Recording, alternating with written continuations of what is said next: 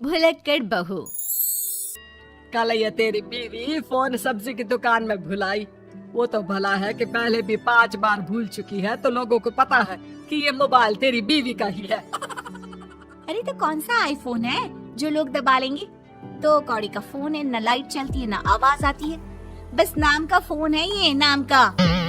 अरे नाम के फोन पर तू घंटों पंचायत करती है, न जाने क्या काम होता है। अरे कौन से शहर बाजार में तू काम करती है? बहू सास से जीत तो सकती नहीं थी, वहीं से चली जाती है, लेकिन हाँ भूलने की आदत उसकी अब भी रहती है। सुनो, नहाने जा रहा हूँ, ऑफिस के लिए देर हो रही है, तो जरा ये शर्ट प्रेस कर देना। और हाँ प्लीज, और कोई शर्ट धुली नहीं है तो थोड़ा ध्यान से करना, ठीक है? अरे हाँ पता है, हर बात पर सिखाया मत कीजिए। इस घर में शादी करके तो ऐसा लग रहा है कि सामान्य ज्ञान की क्लास ही चलती रहती है, हर वक्त परेशान करके रख दिया है। पति नहाने जाता है और बीवी लग जाती है पति की शर्ट प्रेस करने कि तभी बाहर से आवाज आती है, कोई गरीब साधु को रोटी दे दे। अरे बाबा भूखा खड़ा है तेरे द्वार देवी, बाबा को भिक्षा देकर पुण्य कमा ले देवी। ओहो, ये तो पुण्य की बात है कि बाबा दरवाजे खड़ा है। अब इसकी आवाज सासू माँ को सुनाई नहीं देगी, लेकिन मैं और ये कमरे में हल्के से बात कर ले तो क्या, अरे घूसी चली आती है। चलो पहले बाबा को ये रोटी दे देती हूँ। अब क्या था, रिंकी जाती है बाबा को रोटी देने, लेकिन पीछे छोड़ जाती है पति की शर्ट के ऊपर प्रेस, वो भी गर्मा गर्म। अरे बाबा रोटी तो ले लो, बस ये बता दो कि मेरी किस्मत कब जगेगी।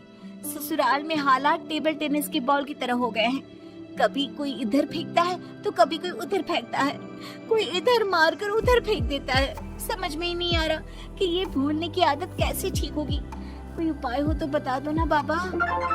बाबा घर के अंदर देखते हैं तो 1 घंटे बाद टीवी पर गजनी फिल्म शुरू होने वाली होती है।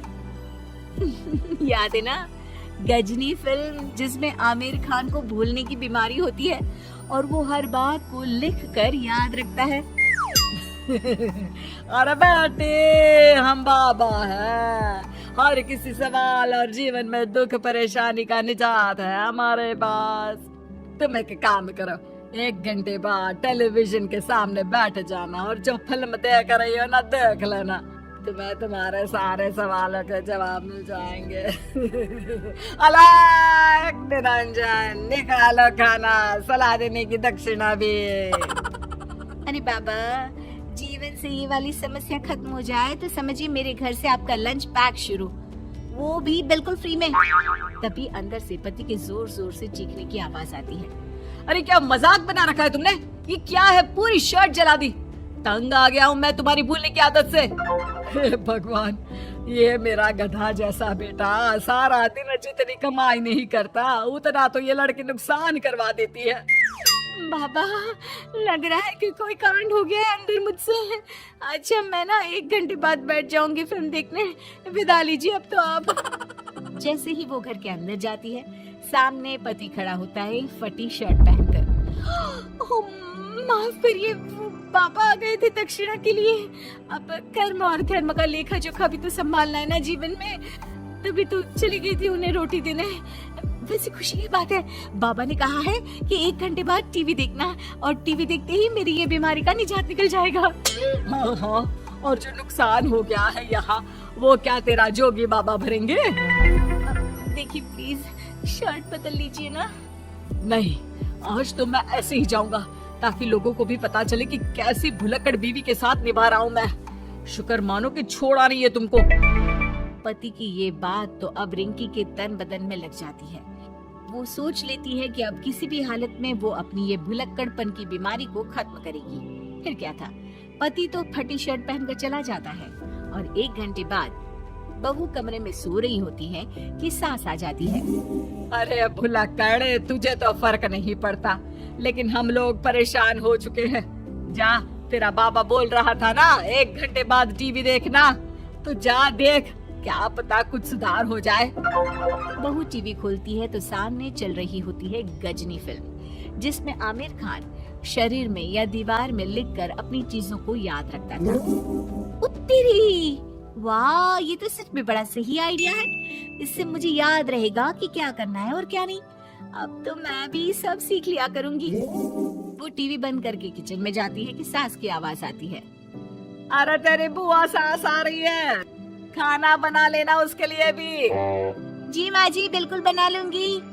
और सुन, वो कल वाला जो आटा बचा था ना, उसकी 2 रोटी बुआ सास के लिए बना देना।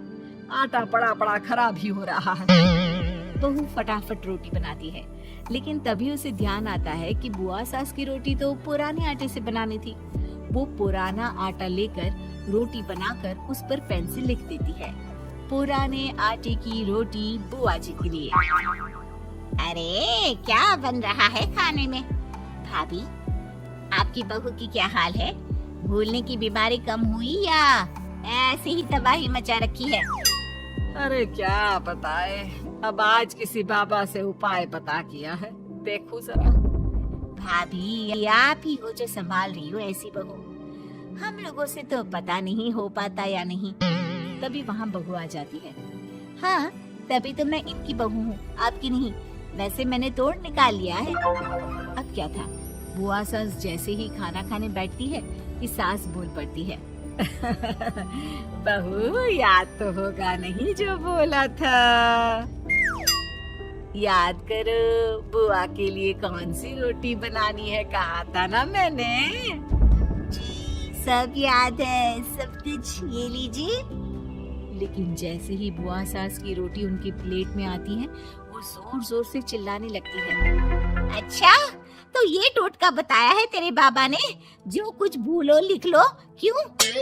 बहू को लगता है कि बुआ सास तारीफ कर रही है। अब क्या करे, याद रखने के लिए कुछ न कुछ तो करना होगा ना, वरना रोज रोज ताने बोलियां खा खा कर तो मैं परेशान हो गई थी। तो क्या कहा तेरी सास ने? बासी आटे की रोटी बुआ सास के लिए? है? बाबा, अरे कैसी बात कर रही हो ननद रानी, मैं ऐसा क्यों बोलूंगी? ऐसे आपको कैसे पता चला? क्योंकि तेरी भुलक्कड़ बहू ने ये लिखा है। बहू सबके सामने वो रोटी रख देती है जिसमें लिखा होता है, बुआ सास की रोटी बासी आटे की।